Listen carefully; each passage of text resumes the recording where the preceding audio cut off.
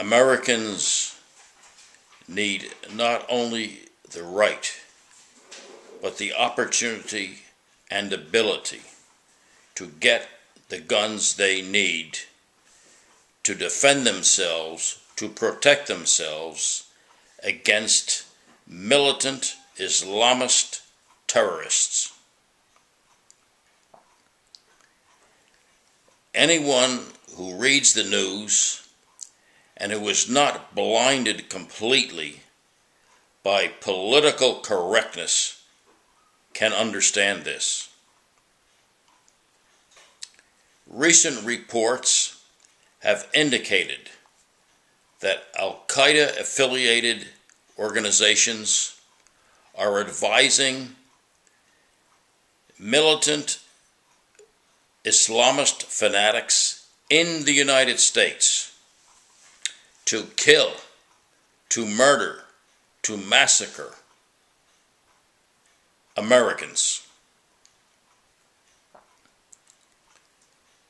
Inspire, an internet-based Al-Qaeda affiliated publication, has directed or advised Islamists in the United States to go into downtown Washington, D.C. during the lunch hour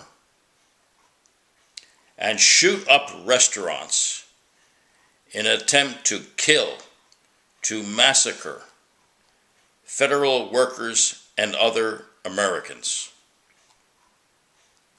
Both the New York Daily News and the Washington Times have carried this information.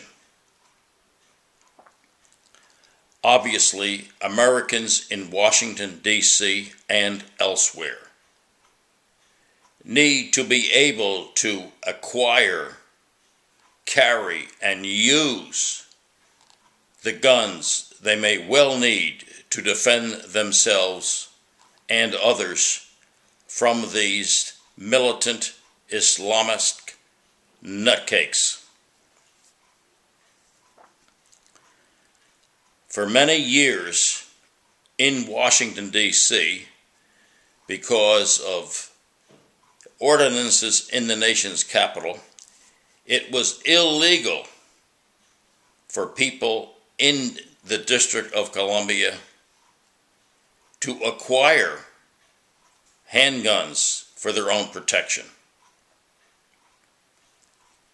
Then in 2008, in the landmark Heller versus District of Columbia decision, the United States Supreme Court overturned this nutty ordinance, declared the D.C. Act unconstitutional as a violation of the individual Second Amendment right of Americans to keep and bear arms. Since that time, however, politicians, augmented by elitist establishment, journalists, merchants, educators, and clergymen, have been dragging their feet on implementing the spirit of the Heller decision. Now, under a new anti-gun law, it still is next to impossible for citizens to get and carry and use the handguns they need to protect their very lives and the lives of their co-workers from Islamist fanatics and other violent criminals. It is time for the District of Columbia gun ordinance and other anti-gun laws in the United States to go by the boards, to fall by the waysides.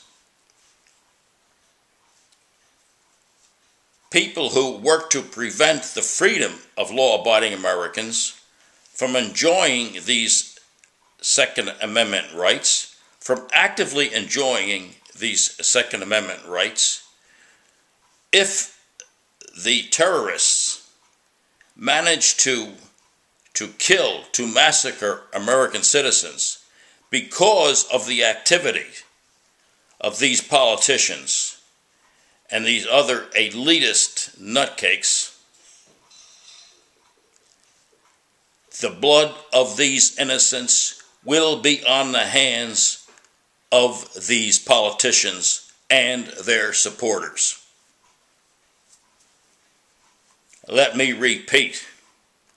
If the terrorists, because American citizens are not able legally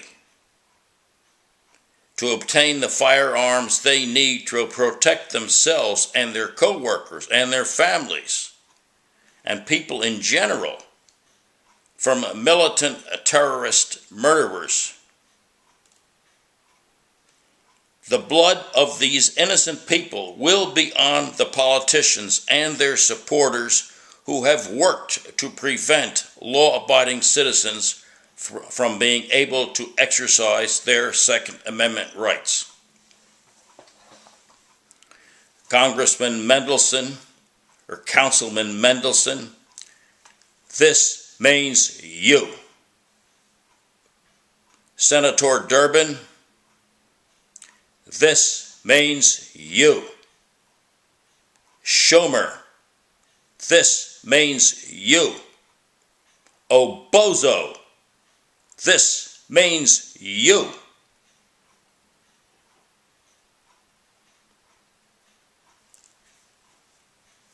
Our Lord Jesus Christ told us, among other things, that a man without a sword must sell his cloak and buy one. It is time for us to listen to these as well as to his other words.